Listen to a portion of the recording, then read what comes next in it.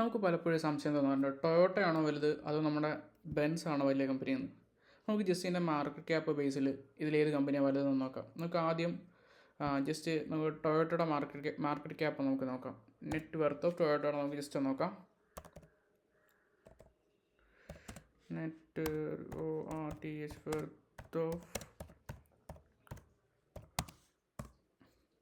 നമ്മളിപ്പോൾ ഗൂഗിളിൻ്റെ ബാഡെന്ന് പറഞ്ഞാൽ ഗൂഗിളിൻ്റെ ഒരു AI പ്ലാറ്റ്ഫോമാണ് നമ്മൾ ഇത് സെർച്ചിന് യൂസ് ചെയ്യുന്നത്.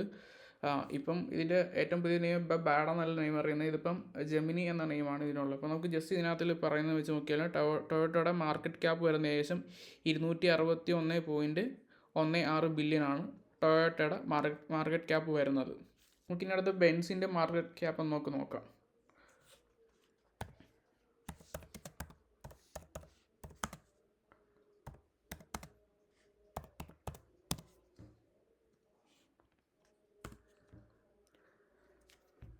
ആക്ച്വലി നമ്മൾ വെയിറ്റിംഗ് ആണോ, ഇതേ വന്നിട്ടുണ്ട്. നമ്മുടെ ബെൻസിൻ്റെ മാർക്കറ്റ് ക്യാപ്പ് വരുന്നത് ഏകദേശം $73.72 ബില്യൺ. അത് വെച്ച് നോക്കുമ്പോൾ നമുക്ക് മനസ്സിലാക്കാൻ പറ്റുന്നത് ഏറ്റവും വലിയ കമ്പനി എന്ന് പറയുന്നത് നമ്മുടെ ടൊയോട്ട തന്നെയാണ്, ശരിക്കും ബെൻസ് അല്ല.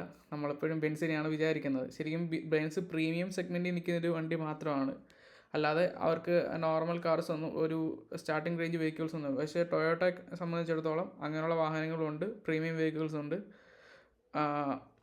ഒത്തിരി വാഹനങ്ങൾ വേറെ അവർ പ്രൊഡ്യൂസ് ചെയ്യുന്നുണ്ട്. സ്വാഭാവികമായിട്ടും ഏറ്റവും വലിയ കമ്പനി എന്ന് പറയുന്നത് ടൊയോട്ട തന്നെയാണ്.